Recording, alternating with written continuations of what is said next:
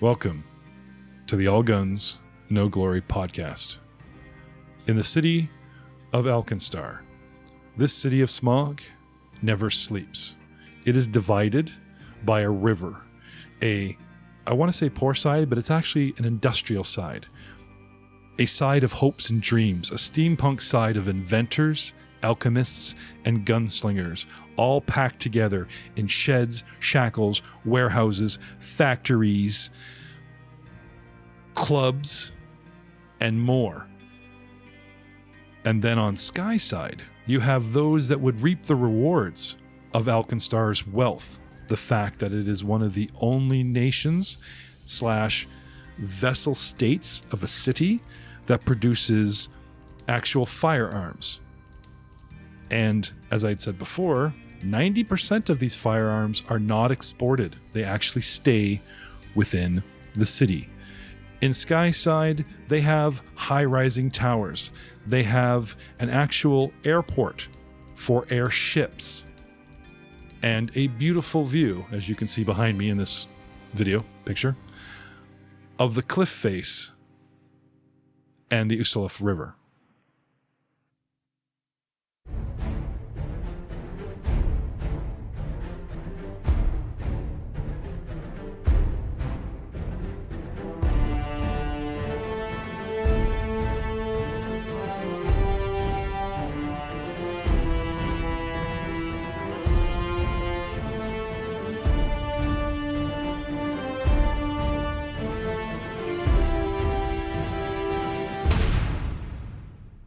Hello, everyone, and welcome to another exciting episode of the All Guns, No Glory podcast. I am your host, GM Jeff Ball.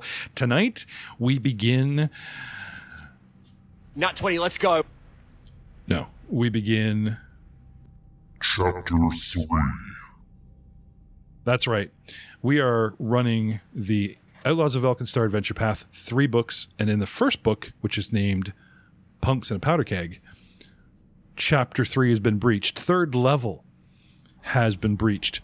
Gentlemen, as the last Clearwater cleaner splats all over the floor, and the MVP award goes to Matt Spiegler for pulling off 3 frickin' crits in a row in his first combat, the dust settles, the combat music stops, so obviously, we won. I'm still coming down off that high. Been a week.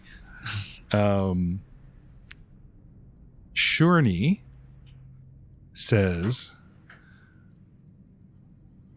that she must be off. And before she heads for the door, she says, it would be kind of you to let that one, pointing at Matt Spiegler's Valentine construct character, who wasn't hired before, keep some of the money he found on that one, pointing at the dead Dewey Daystar, because the rest of you, I believe, will be handsomely rewarded. Farewell, for now. And Shurney, creepily just exits. Oh, one last thing, gentlemen.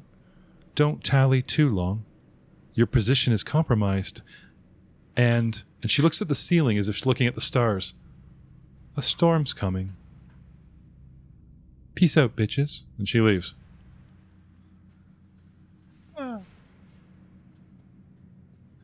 Aiden Williams will return to the show. We warned you it was only a cameo, but we didn't tell you it might be a repeating cameo.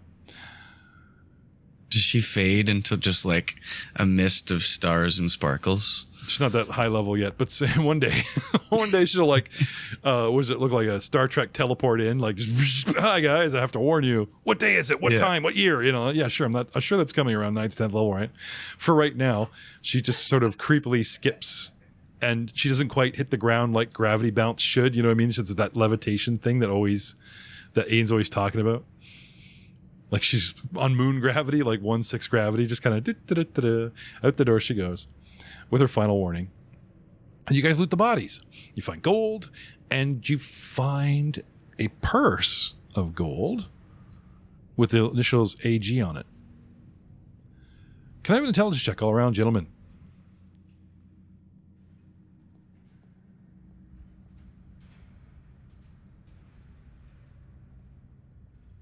I got a 15. Unfortunately, what I was going for, I just realized you weren't there. You don't remember shit. Sorry. This was like a couple episodes back. I got a 12. Mine went in the tower. Yours went in the tower? That's fine. Same here.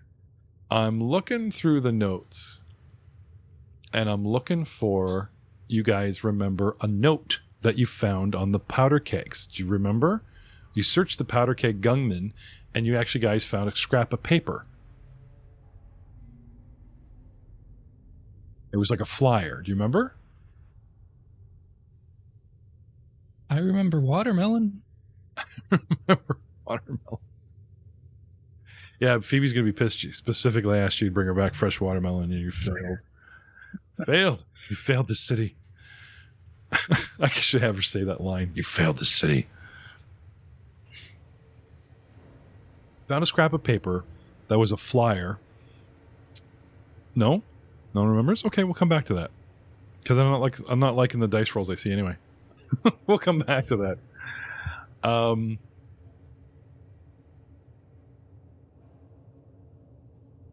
Atticus asks you guys, what do you want to do? Do you guys want to stay and rest up because we just had a battle? Or do you guys want to run out the door before a storm comes and our, very highly defensive position, he's looking at the catwalks, is compromised? I'm good for leaving.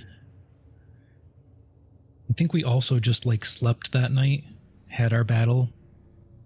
So I think it would make more sense. We would want to get out of here. Well, I want to go, says Gaddaby. I got what I came for, and we keep, for an abandoned brewery, we show up and there's the iron guys, and we had nice bedtime stories, and then it got weird. We show up, the plant people come for us. I don't want to be a pod person. I want out. But, she told me, do what they say, so if you want to stay, I'll stay another night. And he does the sort of side step to the door. Going over to Charwin, yeah, I agree with this guy. What do you guys think? Yeah, it's good to go. Yeah, we've been compromised. We may as well go. Okay. Getting up, final gear. Was there any salvage? This place is full of metal, wood, blah, or we just, Gaddaby has the key. We did case the place, though, did we not? Oh yeah, you guys searched every room, but now there's actually there are crates. Who wants a wooden panel? There are giant vats. I think I'll unbolt one and sell it. I don't know, just oh, I see. Okay, it's a scrap dream in here. Sick the goblins on this place. But I guess Gaddaby or Gaddaby's ex-girlfriend owns it, even though we keep finding squatters every other room, wasps, adventurers, bounty hunters, broken down machinery that tried to kill us with skunked beer. He had a key. The place was locked up. He's going to lock it up behind us, and Very well then. Off we go. All right. Let's head back to the Bolt and Barrel. Okay. Heading back on the mean streets, keeping our watch, looking for the sheriff's men, trying to avoid them. You guys are officially entering downtime, or should I say not downtime, exploration mode, not encounter mode. And in exploration mode, we have things like follow the leader. We can pick one guy, has an amazing skill like tracking or survival, and we all try to do that. But there's some basic things where you can have somebody scouting. Avoid notice is sort of a generic thing you guys can do while moving through the jungle, through the streets, through the whatever. There's detecting magic, where you have your mage just going ping, ping, ping. Oh, we found the magical building. And there's a couple others that help me out here, Eric. There's a bunch. Yes, actually, Andreas will go with defend, so he'll keep his shield out and keep a lookout to see if we have any incoming enemies. So instead of avoiding notice where you guys just like low profile and drift away, you have that sort of on guard. What are you looking at? What are you looking at? Shield up. You, that kind of thing. You guys are like huddled together in this little, very defensive position, but it would draw attention.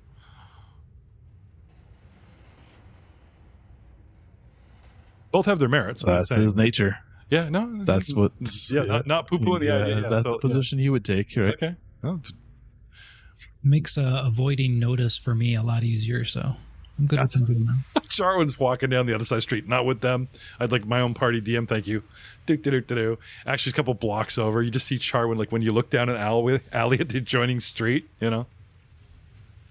Mm-hmm. And I mean, trying not to come across as paranoid either, right? Like I'm not. No. I'm sorry, I was teasing you, but I wanted to graphically illustrate, you know, when you defend, it might deteriorate some of the avoid notice, especially when you're just like, shields up, and you're walking down the street like you're expecting someone to hit you. It's noticeable. You know, but there's people like juggling vials of fire. There's street performers. There's drama going on in an alley. Like, you know, a couple of people are like, I thought you loved me. No. And he's talking to this like electronic dog hunter thing with a crossbow and just, you know, pissing oil on his leg. Like, there's weird shit. It's AlkenStar, you know? So there's a lot of other things for people to notice besides one dwarf with a shield over his head. That's fine. But making haste, yes? Towards, well, let's pull up the big map. How far away are we from... Pull up the AlkenStar happy map. It's AlkenStar. Da-na-na-na-na-na-na-na. Yes, I'm adding music because it's a podcast and people can't see the map. Okay. Bullet and Barrel Saloon is in practically the dead center of the entire city. If you look at this, it is on the. So how can I put this? The upper and 2/3 of the upper from left to right, and 2/3 of the upper from top to bottom, and crammed up in the upper left corner, the west north corner, is the industrial quarter. You know, the wrong side of the tracks. And then sky side is like this big kidney L shape that goes along the south wall and comes up happily, pretty thick, 1/3 of the city on the right side. And then a very fat river comes straight down and turns left and looks like your industrial intestine tract. And then further inland in the industrial side is a kidney-shaped lake. And you guys came down from Steamhaven through Estradi Heights to the Ferris Quarter. So you're literally not blocks, but like 3 city blocks. For those of you that know that term, that would be like major intersections in a city, not just streets. But 3 city blocks away from the Barrel and Bullet. Not too far at all, considering you guys have traveled 1, 2, 3, 4, 5, 6, 7, 8, 9, 10, 11, about 12 city blocks already. So not bad. Short, hot skip and a jump. You guys are a single city block away. But between 1 block on your way and that point of 1 city block away, I want to go around the room and talk about you guys being all up in your head, processing what's happened to you. Let's start with our newcomer, Matt Spiegler, who's been so excited to level. Well, I did technically, he was right. I asked him to make 2 versions of his character. Right? Now that you're out in the city again, is this your city? Are you from the city? Do you even remember? No, I'm not from the city. So you're practically a tourist. You know, you came here. I've been in the city for an undetermined amount of time. Okay. It was long enough for me to get hired onto like one of Loveless's goon squads? multiple yeah gangs or whatever, and then got swindled. Okay. Now, Loveless is a shield marshal and a sergeant or lieutenant, which means she has men under her. And they have squads or little platoons. Yeah, I was like one of a deputy. Like I wasn't really. Yeah, no, it's fine. I never met Loveless herself, maybe. Okay. And well, you tell me. You have that choice. I know you took a Loveless screwed me background. I was just seeing if you had how you feel. That's the one thing though, is maybe stuff will come back to me as time goes on, because I don't remember everything. Okay. You remembered the name and you're willing to sign up with these guys because they seem to have a hard on for Loveless. Now the cat, last episode was like Muglin. And they're all like, yeah, we don't like him too. And you're not sure who that is.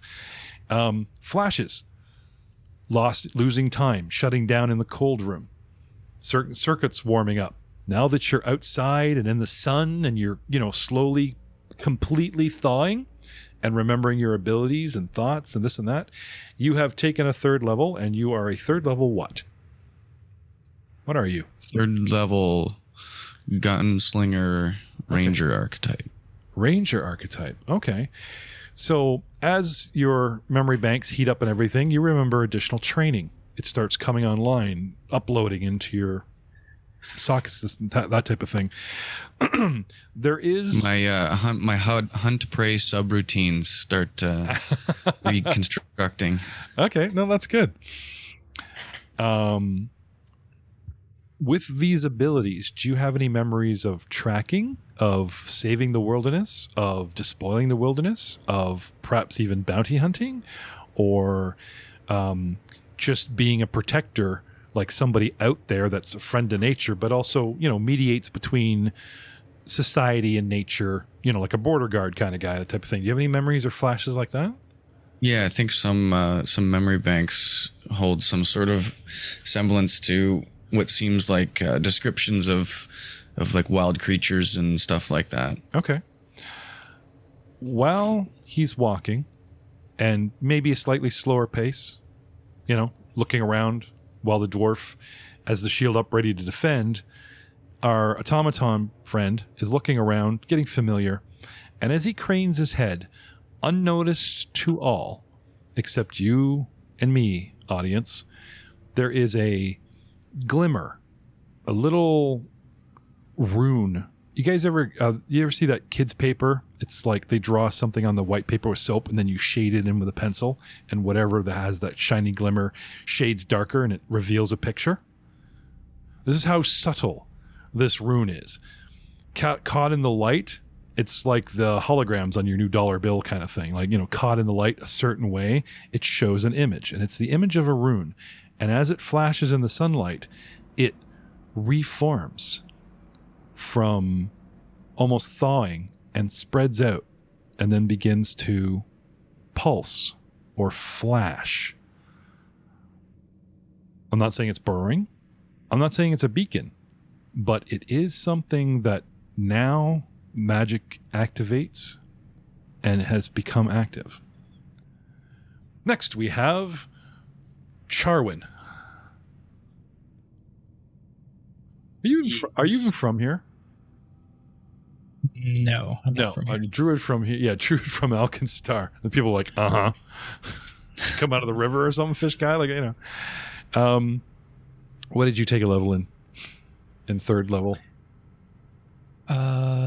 Let's see. I've been thinking a lot about how we need to keep running and going, and our stops can't last an hour anymore for like those treat wounds and things like that. So I've been thinking about how to increase my proficiency in healing people. And so I've taken continual recovery. Okay. Basically, instead of waiting an hour for them to be immune, they're only immune for 10 minutes.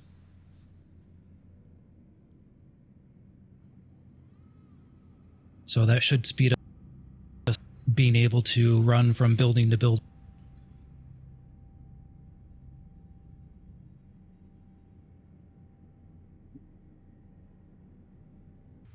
All right, Charwin. Next, let's talk to Pylo.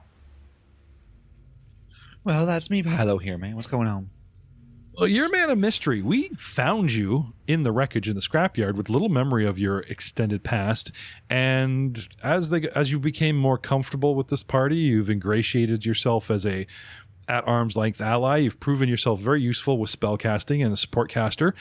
And then we had a little sleepover, and you talked something about a necrotic army, and possibly, are you from Geb? Because that's kind of how they roll. It's been 100. As far as Pylo's aware, man, I'm from under a pile in the scrapyard. It's your day one. Day one. That's where. That's what I remember. Okay. Yeah. You take another level of bard. I am a level 3 bard. Okay. Yep. Gives you general feats, skill feats, that kind of thing. Yep. Anything you wish to reveal that's obvious because of your adventuring training, or? Well, as my general feat, I chose Ancestral Paragon, which lets me go back and choose a level 1 Ancestry feat. And I chose Collapse, which allows me to, whenever I'm hit with a critical hit, I can collapse into a pile of bones, and I only take regular damage. I don't take the full critical. Okay. Gee, thanks for that, Eric. Eric brings up the Paragon feat, and I'm like, "What's that?" And you must be scrolling today, going, "Oh, Paragon, we can take that, right?" Well, that sounds good, though. Well, that was my level 3 one. Then and then I also took you mentioned the dedications. I took a Reanimator dedication. So you're stand by your word. That's cool. I actually like that one. It's kind of like, yeah, I'm going to raise an army, and you've got little buddy, and you kiss him. He's like, no, I am a Reanimator. I just proved it. So you take a Reanimator dedication. Very cool. I forgot to ask both Charwin and Valentine, so I'll go back to Valentine. Your 3rd level class feat. You guys can hang on to this and go, haha, when you use the feat, reveal what it is, and reveal your level organically if you wish. Otherwise, there's something really cool you want to share right now, Valentine. Class feat? Yeah, like when you level, you should either get a skill bump or a class feat. I get a general feat. Okay, and want to talk about it? Yeah, skill increase. So I remember what you did? I also I got a feature called Stubborn, which it's up to you. Like you can reveal these cool tricks as you play them, like you used to do with your barbarian. Or it's a boring general feat. It's just toughness. Gives me more. Oh health. yeah. No, that's good. Good to know. Feeling tougher. Okay. What about you, Charwin? Yeah, for my general feat, I took the continual recovery. So okay. Treat wounds is only immune for 10 minutes instead of an hour. So we got a guy with no memory. Sorry, we got a guy with a sordid past trying to remember. We have somebody that's complete amnesia. And then we got Charwin, where I have the player saying, I took a dedication feat this one, which I think is awesome. But we're not going to talk about it just yet, are we? Yeah, it would play into the story better. Okay, it that's unfold fine. naturally. That's all right. So, Eric, Andreas. Last but certainly not least, Andreas came here after he had his explosion. He had his incident in Absalon. When the gnomes finished patching him back together with his clockwork parts, he dedicated his life to Bride, decided to travel here to AlkenStar to study in the renowned cathedral here.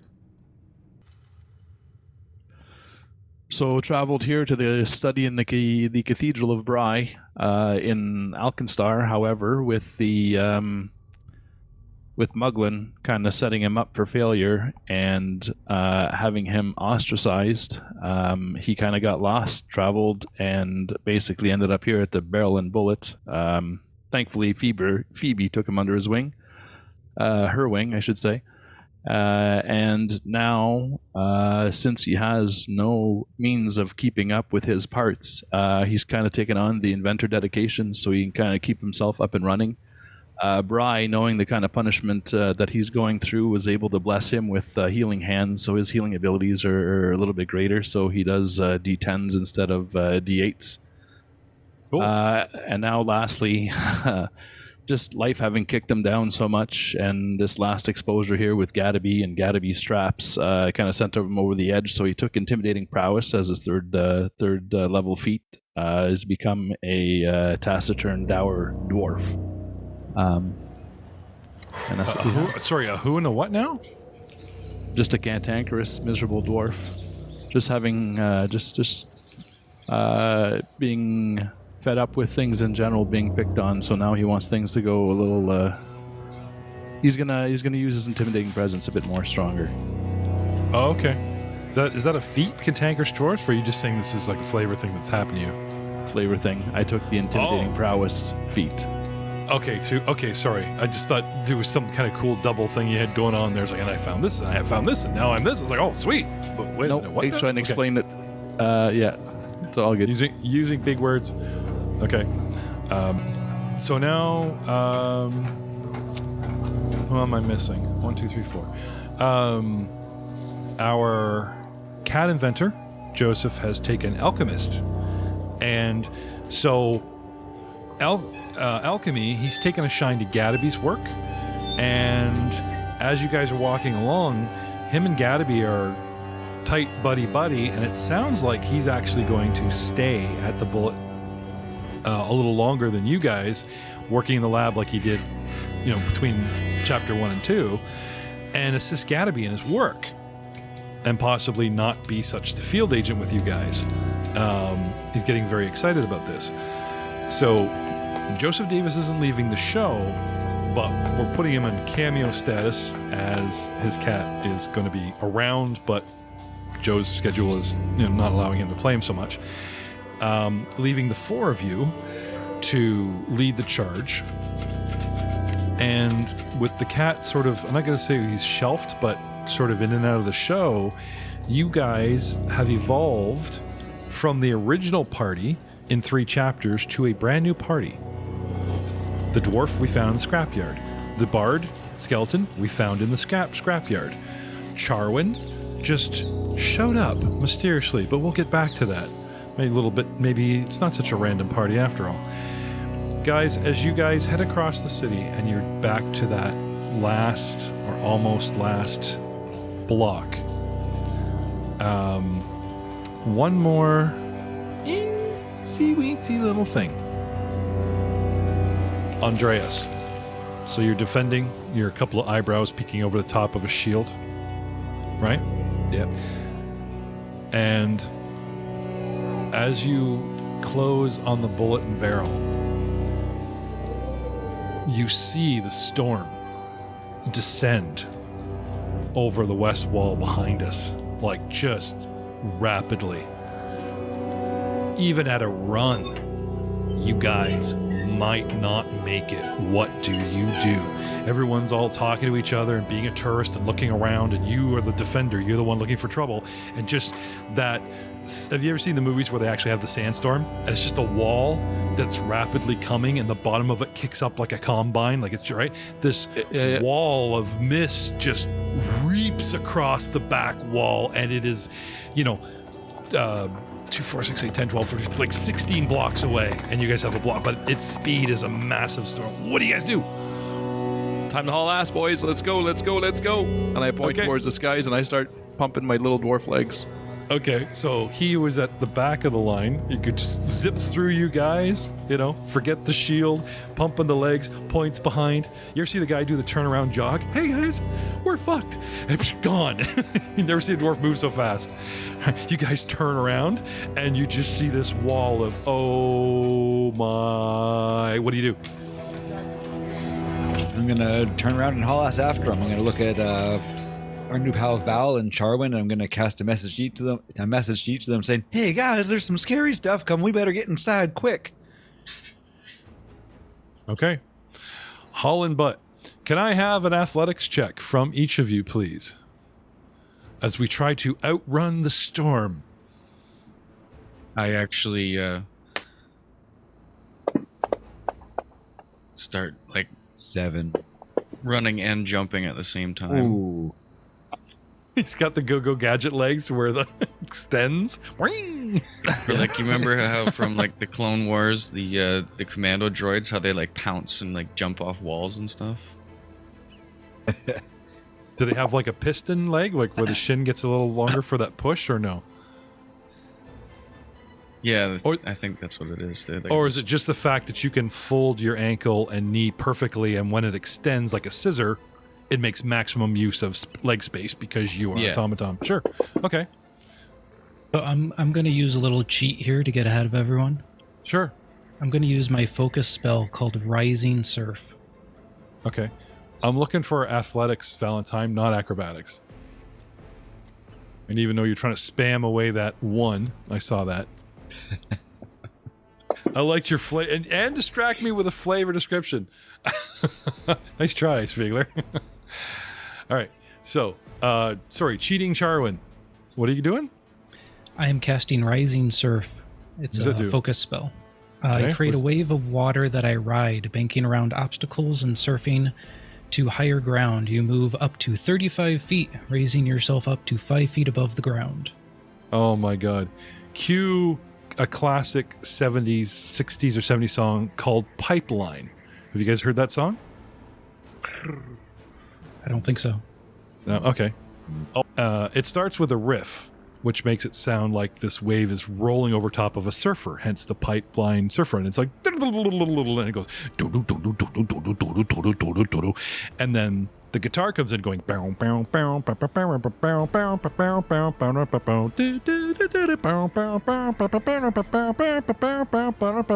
the bass going,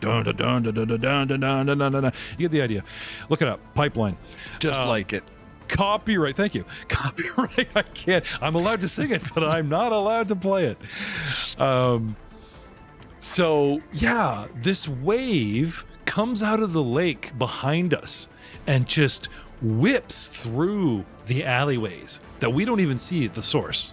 Only me and the audience see that the lake, like top-down view, and then it catches up with Charwin and lifts him up, you know, and his little leashy, you ever see the guys ride the front of a board? They get on, little leashy gets on the front of his boot, you know, and does the stance, surfer stance, and you guys are like, you know.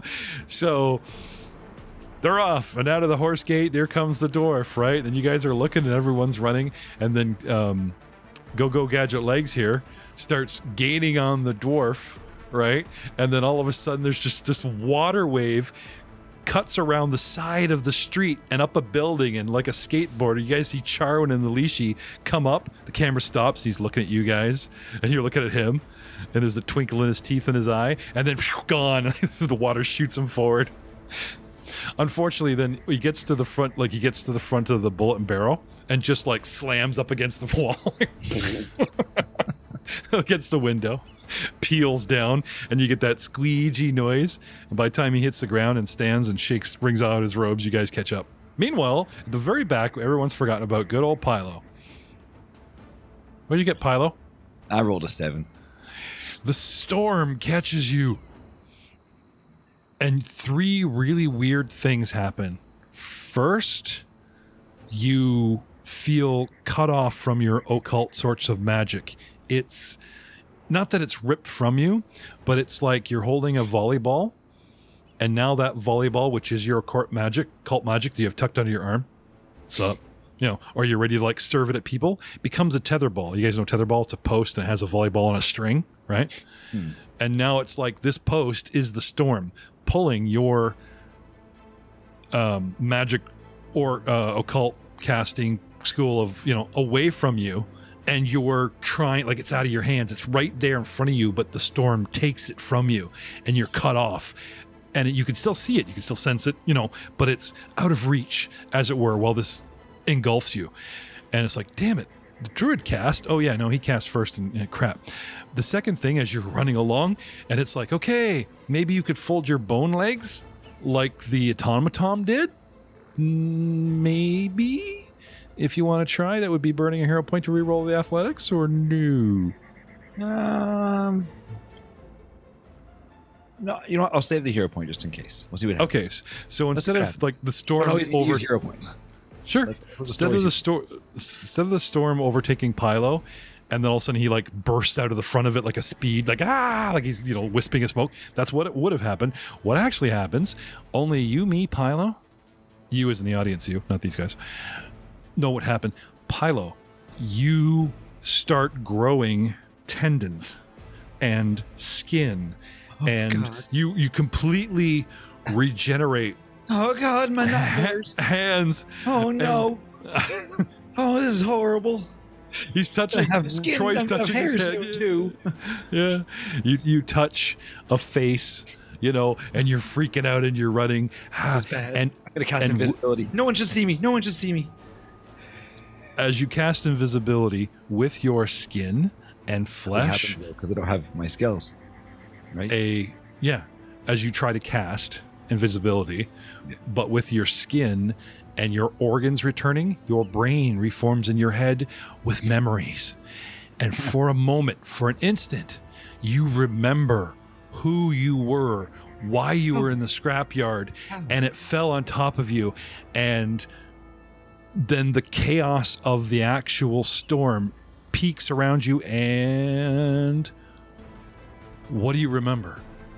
Because in the chaos of the storm, it's so this jumbled. is a nightmare, but I remember just shining clothes, jet black hair, and that's all I got. That's all I got. But it's horrible, man. It's horrible. A knowing thyself moment. I remember, it's like Neo becoming the one, and then the chaos of the storm rips it from you, and the regeneration is fading, and all your flesh just burns away, and you're stumbling and you close those last 100 feet to the fact where in the sandy storm and the chaos, you still feel the chaos of the storm all around you. You see the building, and they're holding the door, and they're like, this type of thing. Anyway, in the doorway, you open the door, Andreas, right? Because even though Charwin got you there first, he's still peeling himself off the wall. You and Valentine get to the door, and everybody inside freaks out because they've shuttered window. Like, they know the storm was coming. There's bronze time, and then there's what's happening now. And they didn't lock the door. They're not that mean, but they shut the door tight. They shuttered the windows, and then you guys just fly the door open, and you get this, like the storm's blowing in. You guys run inside, turn around. Charwin comes in dripping wet, but we're missing somebody.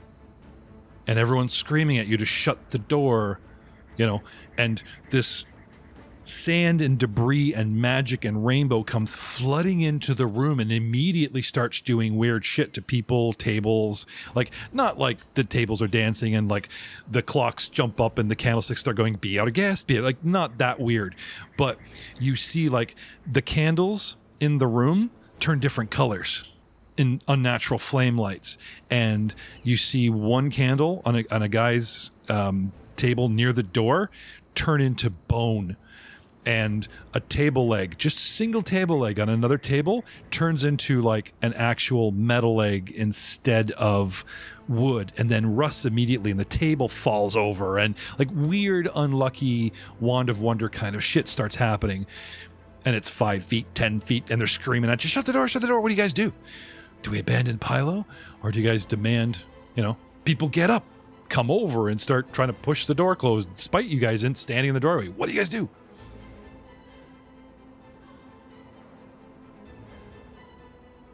The door won't close. Sorry, guys. So I'm just going to lie. Charwin's standing in it. He puts one hand on it and like, oh, gee, that's not moving. Andreas. He'll stand in the doorway, try to hold back as long as possible, looking out, calling for Pylo. Okay, so like you're going to like do the doorway stance with the shield block thing? Maybe yes, shield the patrons? And okay. Until they start, that's your go-to, yeah. Yeah, until we start pushing him out of the way or shoving him back in. Okay. Then so, yeah, go team. Back to the crowd. Trust Valentine and Charwin to lie or kill people. Where did that come from, Valentine? No, not kill. No. No killing. Not anymore. The war is over. Or is it? The storm floods your memory bank, and you have memories of a battlefield. I'm just huge machines that chuck out like flesh warped creatures on one side, and huge, vast necrotic armies of the dead marching on one another. And you're surrounded by, it's like World War II artillery fire and fireballs and all this shit. It's like you have PSD all of a sudden. You're just standing in the door beside the door. Yeah, I'm just frozen, standing there, like overwhelmed with unresponsive. Okay. People come and try and shove you guys out of the way. Can I have an athletics check from you and Charwin? Pylo, can I have another... can I have a willpower check so you stop freaking out and move? Oh, God, it's so horrible. No one should see me like this. Just let me die. Just let me live alone. Just let me live alone. He kneels down in the street. No. Just let me live alone. No one look at me. 27. Okay.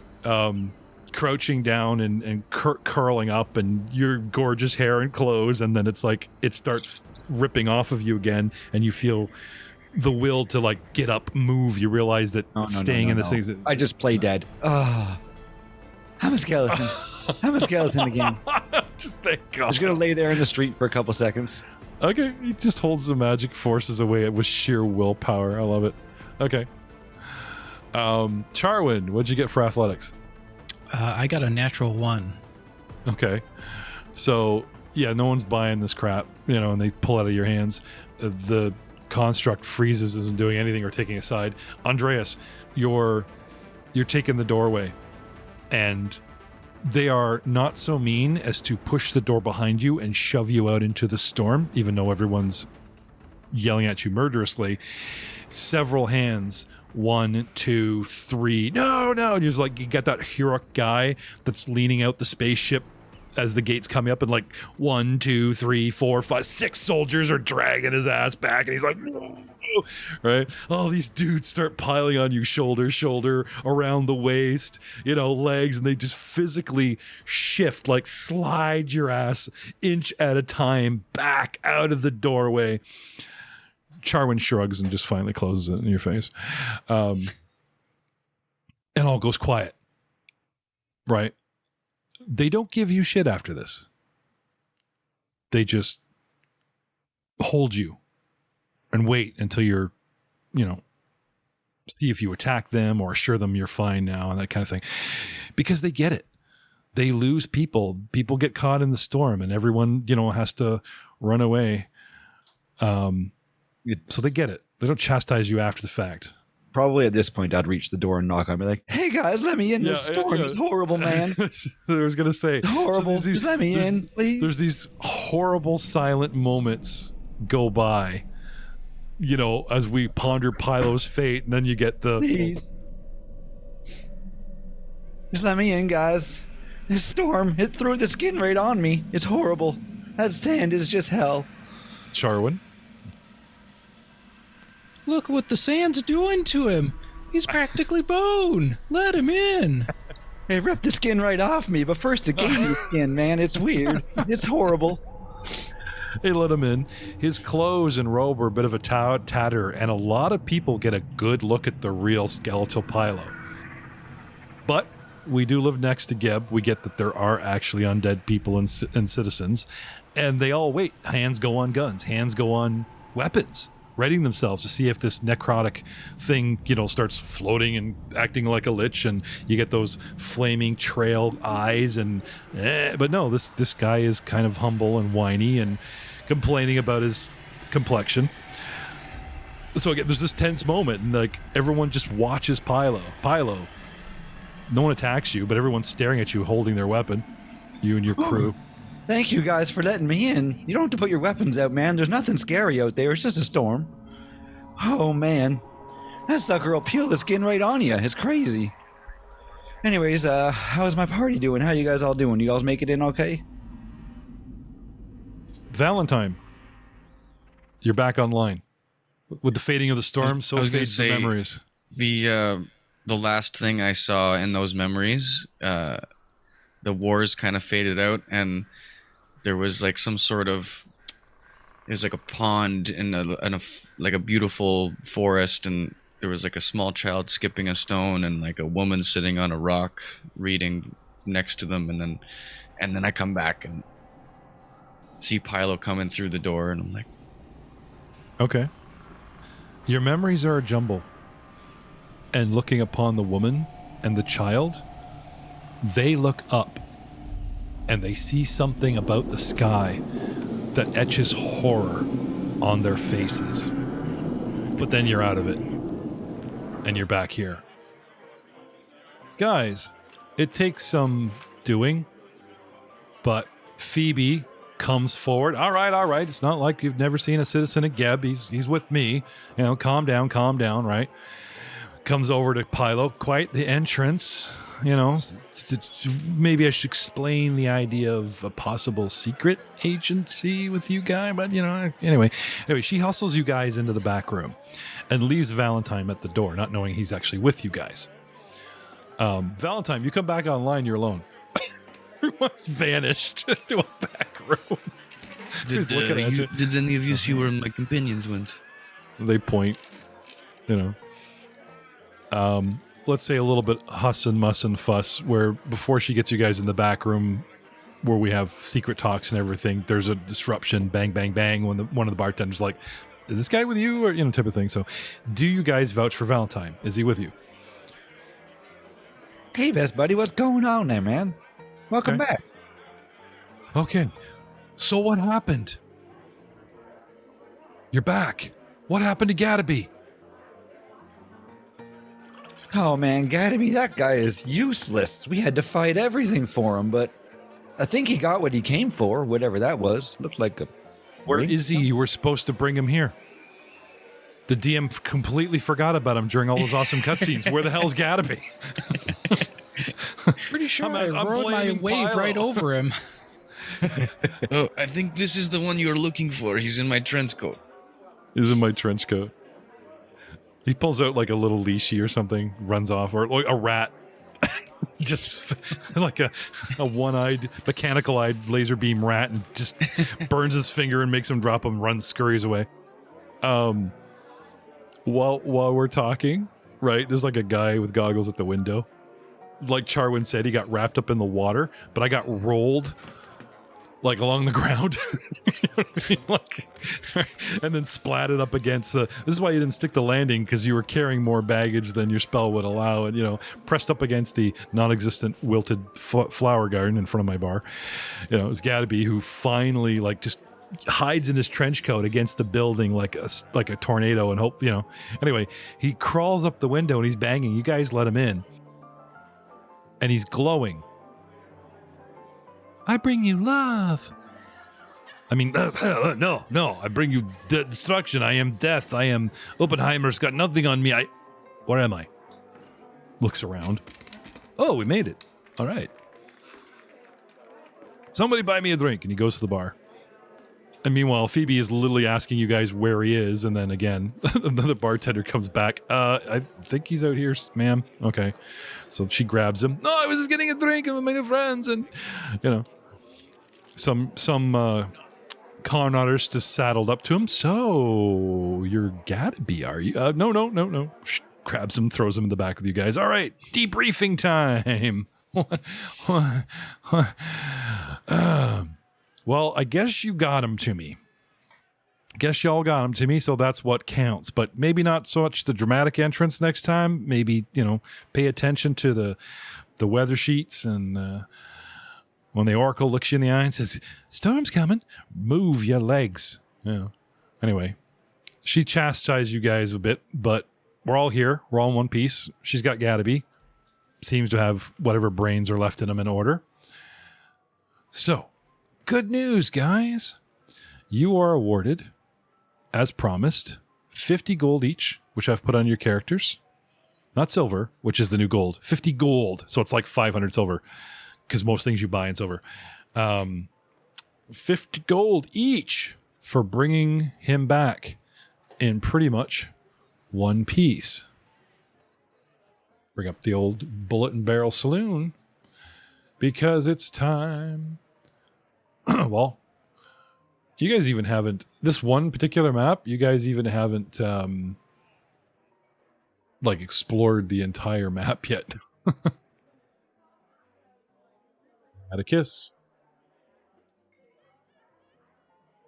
Atticus was with Gadaby, but instead of getting caught up in the wave, he just all fours and just gone. Yeah, you guys didn't even see him. He was here waiting for you guys when you got in. Oh, hey, fellas. Is everybody on the map? Will everybody see? I'm on the map, and it just shows me in a black square. I don't see anything else. I saw the map for a second, then it all disappeared. It all disappeared. Okay, I'm going to... Okay. And we're back. Zooming in to our... very special, not quite so secret, not quite so secret. Well, kind of secret. Back room, right? You guys see the little room with the tables on it, right? So we all pile everybody into the room. Everybody come on in for the debriefing. We've got Sean. Monster is invited in. We claim he's with us. Okay.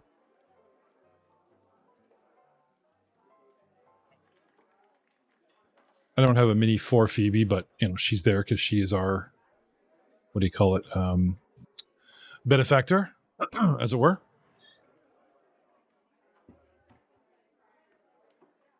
So, gentlemen, as promised, the first thing she does is make sure that Gaddaby is who he says he is, and his brains aren't rattled from the storm, and that kind of thing. She has a quick, quiet word with him, cheek to cheek.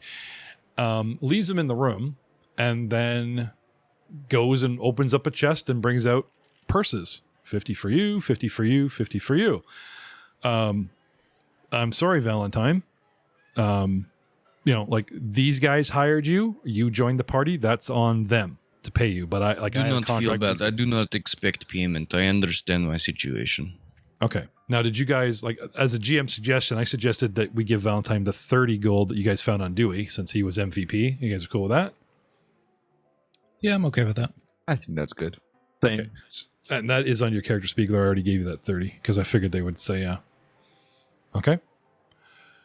So, Gaddaby is safe. Mugland has been robbed of a valuable formula, one in which he invested quite a lot. From the looks of you, tell me what happened. You guys tell your tale, maybe embellish it a little bit. All right. Gaddaby actually, he, for once, not that he's humbled, but he doesn't bullshit with you guys. He's not a dick. He doesn't say that he was great and you guys did nothing. Remember all the complaining? You know what I mean? They came to my door. They helped me rescue my favorite pet. We took fire at the bridge. They dealt with it. They got me to the Yeast Brewery. We searched around. There were giant wasps. They dealt with it. We met a venturing party. We had a nice little sleepover and talked about our dreams, and you would have liked it, Phoebe. I recovered some very valuable personal effects, and we found, ta-da! And he points at Valentine. And Phoebe's just shakes her head yeah, it's a tauntaun. I'm not prejudiced. And Gaddaby's no. And he whispers something in her ear, and her eyes go wide. And you see dollar signs.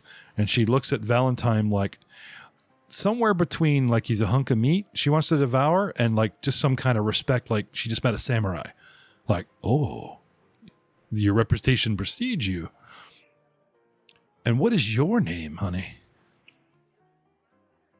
You can call me Valentine. According to my associate Gaddaby here, you were instrumental in his, shall we say, not being captured at the end of your run. This is true. I don't want to toot my own horn, but seems my targeting acquisition model is still working very good. My fellow dwarves are a shrewd judge of character. He looks to Eric's character, Andreas. Very meaningfully, you'll let a skeleton in your party. What do you think of the automaton? Do you give her the little nod, yeah, he's good? Or a little shake head, no, get him out. No, for sure. I vouch for him. Shaking your head no, and then going, yes, I mixed signals, fellow. Definitely vouch for him, yeah. She pulls you aside going, look, lover, in Dwarven, right? Look, honey, I love you, and the thing you can do now with that arm and the piston when we're alone is awesome. But can you vouch for this guy? Yes, he does. Absolutely. Okay. All right. A little tender moment between the two dwarves, I'm not saying it's obvious that there's some kind of a...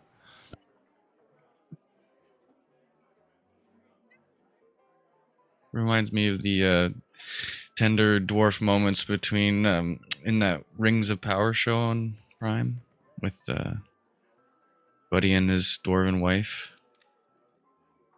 Oh yeah, she's either give them shit, smacking them, or they're just having very special moments. They were one of the best couples in that, and they're that. Their characters were great. Oh yeah, you don't get to see dwarven women played a lot, and I thought that actress I actually want to look up her name. I think she's worth a shout out. It's brilliant, brilliant acting. I like how you got to meet Gimli without meeting Gimli. He was one of the kids running around with the masks. Like every time you heard about the kids, they were either like out of frame or acting up like little kid dwarves, and you didn't get to see them because they had stolen the masks or whatever. I thought that was very clever too. Anyway.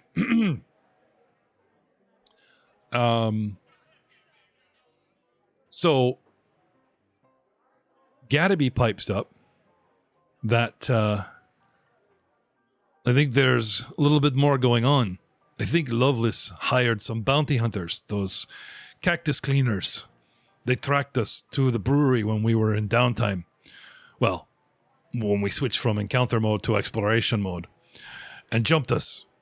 And then, and again, ta-da, like he's showing off something on stage to like a bunch of scientists, you know, like the thing with Valentine. He just loves this guy so much. Like, yeah, came out of the cold storage where I'd found my valuable item like it was fate.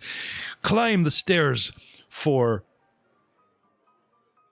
He like mouths the word cowardice and like shakes his head. No, a clear line of sight, and from up on high rained death with his pistol to most of our foes. Yeah, the others helped. And of course, this guy, and he points at Charwin. This guy, he's crazy. Oh, I don't want you in a fight. I don't want you even near me. He's a spear of death and the spell and the water, and I'm so tired of being wet all the time. A lot happened. But Loveless, I think Loveless hired these bounty hunters. And that's all I have to say about that. That piques my interest. I would like to look up if we can track where Loveless might be now. Daystar, hang on. A note about Loveless, because we have a lot to discuss about her, honey. Daystar, I know Daystar. Dewey's a wild card with a chip on his shoulder. Only makes sense he'd work for Loveless in the first place. Then you guys mentioned the powder keg punks. The guys attacked you on the bridge that were like, the guys actually took a pistol and shot through their own ribcage to get a shot at you. The guys that used all kinds of alchemy fire without Smokey the Bear's permission, like those the crazy dudes.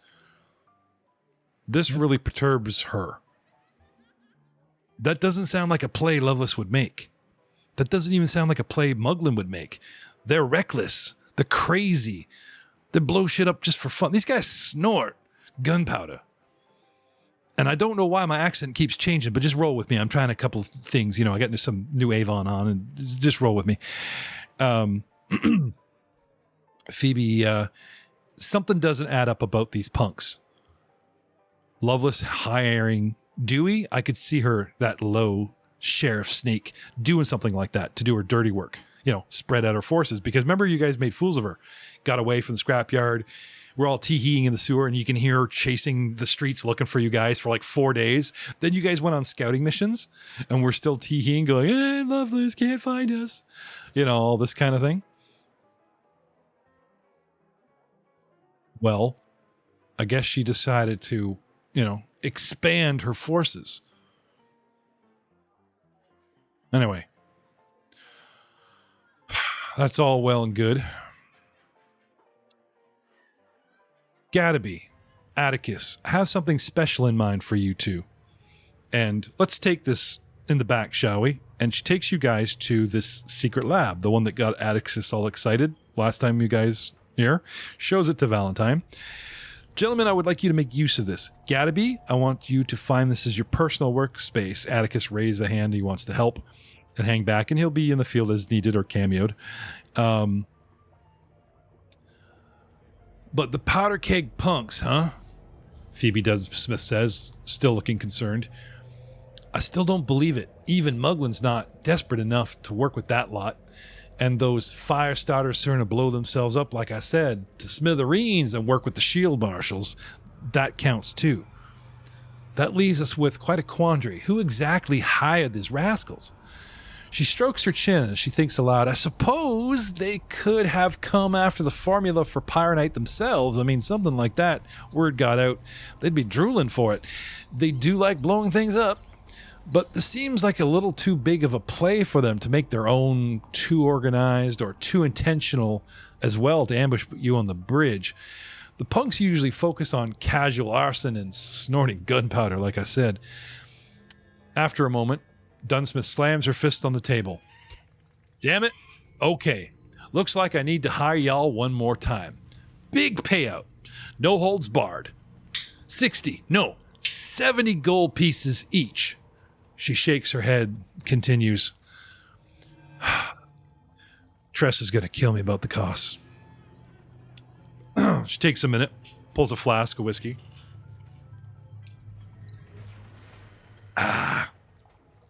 Oh. Where was I? Right. I need you. 1, 2, 3, 4. Valentine, Charwin, Pilo, and a little wavely fingerly woo at Andreas. Big blushy smile. Or maybe she's looking at Pilo. I need you to track down the punks and see who prodded them to get them to go after Gadaby over here. Find out who hired them and why. You get to the bottom of it and you stop them. There will be a big fat purse, like I promised, of gold for each of you for you now. Now get. And she shoos you guys not out of the bar, but out of the laboratory. You guys head back upstairs to collect your thoughts, collect some drinks, and I was going to say, could I ask her quickly? Sure. Where would be our best place to start? Yeah, you kind of said to go do some stuff and then didn't kind of tell us where to go, so any more invites would be good. We're looking for the Powder Boys, right? They're, who hired them? Yeah. Go gather some intel. Ask around. Do you guys have any leads? Anything at all? Looking again at Andreas, realizing even though he's from out of town, like none of you guys are really from town. We kind of wiped that party. Sorry, I forgot a brand new party. I got all excited. Anybody? Before my NPC spoons feeds you more information, does anybody remember anything? All I know is they were all dressed funny with guns. I didn't really learn much about them. We just killed them fast and went on. Just scrolling through my notes of the year to see if I could find anything. Oh, there's something. There's a couple of clues. I mean, one, obviously Dewey was hired by Loveless, but the money came from Muglin. So how that's connected. And then there's the actual punks. Can I have another, now that she's prodding you guys, give me another round of intelligence checks in the open.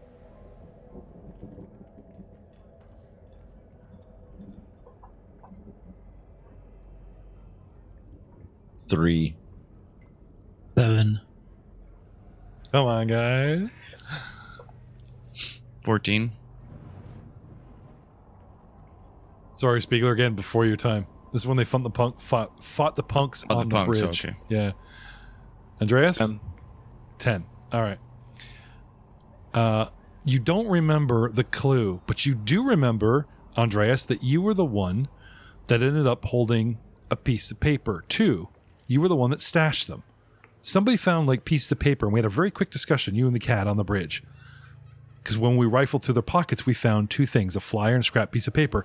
We read them and went, meh, and you don't remember with your 10 what that is. But you do remember, in your pocket, are both pieces of paper because they gave them to you. Reach into my pocket.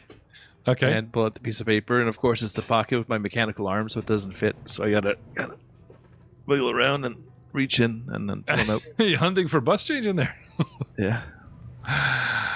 2 items we found in the pockets of the powder kegs that should have grabbed your attention. One is a flyer for, feel free to pull up notes and write this down, boys and girls, the Longhorn Lounge, a club for rodeo champions, with the words "Last bell before sundown" are scribbled on the back of the flyer.